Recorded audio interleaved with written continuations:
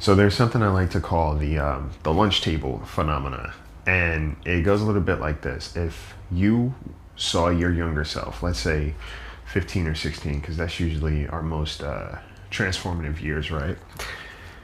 You're in high school, you see them sitting at a table by themselves.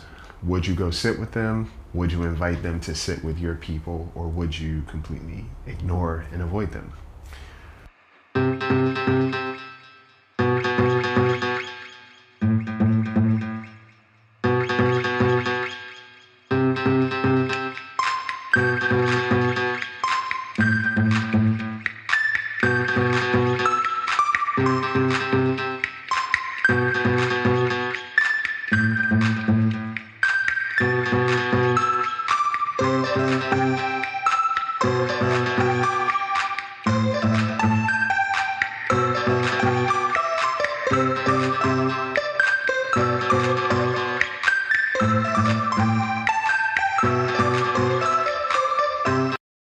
Guys, welcome to the Bird Brain Podcast, where the goal is to rise above it all, stay elevated, create that infinity, and up your you.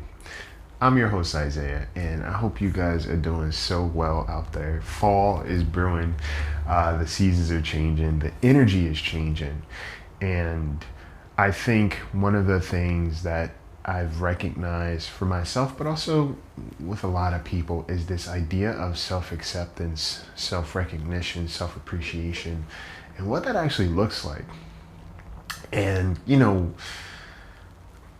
lot of times the talk around self-love and self-care and self-appreciation, it seems like a daunting task, right? It seems like there's so many things at play that you have to do or not do when it comes to self-love, when it comes to self-value, when it comes to self-worth. And truth be told, it's a lot easier to talk about self-worth. It's a lot easier to talk about boundaries. It's a lot easier to talk about advocating for yourself and standing up for yourself than it actually may be to do those things in motion, in the moment, and when it's the most important, okay?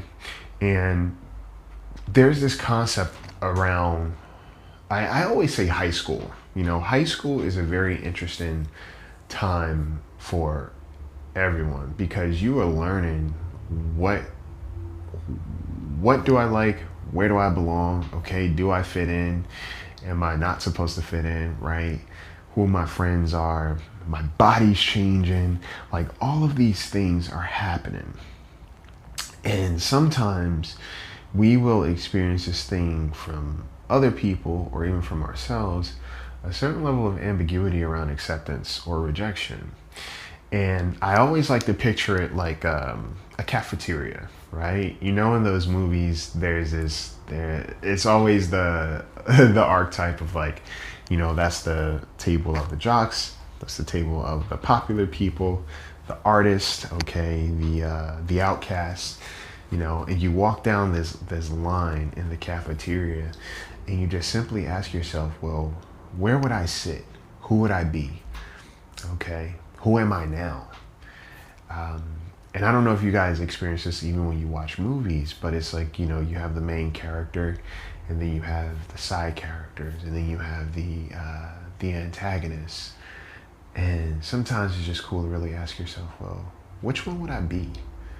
Who am I in this dynamic? And I think we may not realize that we could be the villain to ourselves in certain ways, right? And what I mean by that is the way we think of ourselves, the way we talk to ourselves, the way we continuously subject ourselves to certain dynamics and patterns of our own from other people. It really can be this,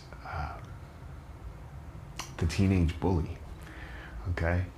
And what I mean by that is I was talking to somebody recently, and the things that they were saying, I was like, imagine if you were back in high school and you saw your younger self. Is that somebody you would want to spend time with? People say they like themselves all the time, because no one's going to say out loud, I don't like myself. But to say out loud, or to recognize, you know what, if I had the opportunity to meet me, would I welcome them to sit with me, or would I avoid them? You know, and truthfully, you are your longest relationship, right? So you cannot get away from yourself. Okay, we talk about removing the ego, removing the part of yourself that keeps showing up in relationships where you're being rejected and disrespected or disregarded. And a lot of times the frustration that comes with that process is not understanding that you cannot get rid of you. And the more you try to get rid of yourself, the more you are communicating to yourself that, hey, there's something wrong with you. Okay? I don't like you. I need to get rid of you. And meanwhile, you're already in relationship dynamics where it feels like somebody does not like you. They are trying to get rid of you. Okay? And we have to ask ourselves sometimes, like, how am I different? How am I different than the people or the dynamics that I say I suffer from? Okay? The relationships that make me feel unwanted. And it's a simple ask. Like if I was sitting at a lunch table, if I was in a cafeteria, let's say I'm with the people that let's say I'm sitting at the popular table, right? I finally got in at the popular table. And we do this in our waking lives too, right? We want people to like us, so we do everything that we think that they are going to like, which means we hide parts of ourselves, right? We kind of covet. Okay, we don't tell people who we are fully. We start behaving in ways that make other people approve of us, which means that there is a part of us that we are already rejecting. And if you're sitting at the table with the people that you finally feel like you've proven your worth to, they finally validate you, and that other part of you walks into the cafeteria and they acknowledge you and they try to get your attention. Would you pretend like you don't see them? Would you pretend like you don't know them? Would you diss them, right? Would you talk down about them with your friends?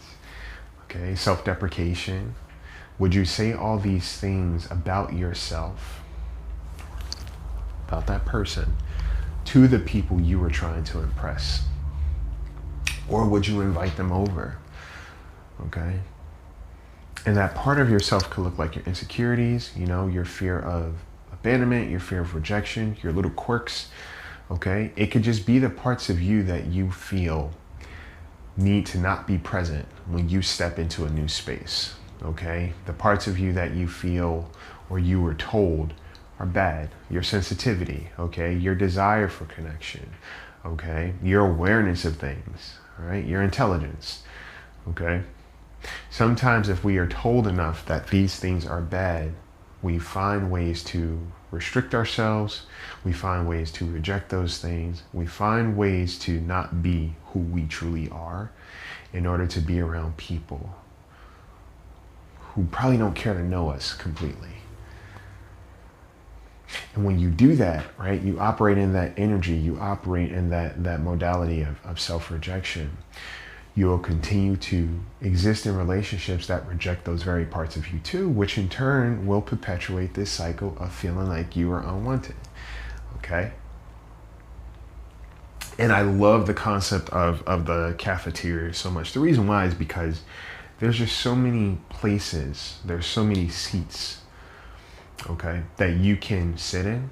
There's so many dynamics that you can be a part of. There's so many relationships that you can have. And you have a choice, okay? And people have choice.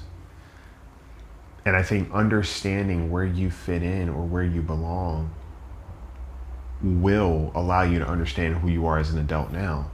How often do I feel like I walk into a room and I tell the parts of myself before I get into that room, hey, don't embarrass me. Or, hey, you can't come out, right? We need to make this work. This person needs to like me. And sometimes you have to ask yourself, do I even like the people that I'm eager to get approval from? What do I like about them? In your interpersonal relationships, what do I like about this person so much so that I'm willing to neglect my needs and who I am as an individual to make sure that they like me enough? What does that look like? I really think it is something that we can slow down and think about and even feel. You know, when it comes to self-acceptance or self-rejection, it really does happen on a sub-level. And sometimes we don't realize how much we are actually rejecting ourselves. But if you could think of things that you find bad about yourself and recognize how it feels in your body to think about those things. Like I said, am I too sensitive? Okay, do I feel like I am too clingy, too needy?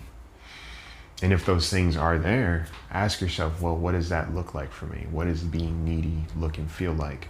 Okay, what does being clingy look and feel like? What is my anxiousness around? What is my avoidant behaviors? What does that look like for me? Okay. There's always room for improvement. There's always room for investigation. And there's always room for repair. And when other people may pick at those things, we may take what they say as law, overlooking that, hey, if this person is willing to do this to me, how do they treat themselves? That will tell you everything you need to know. And somebody else's truth is not always yours, okay? So think about that. I want you to really process, if I was sitting at a lunch table with everybody I wanted to be around, who are these people? Why did I choose them? Why am I so happy that they choose me? And if I saw the parts of myself walking in, the younger me, that's scared, trying to figure their way through the world, that desires connection, if I saw them walk in, would I want them to sit with me? Would I go sit with them? Would I reject them?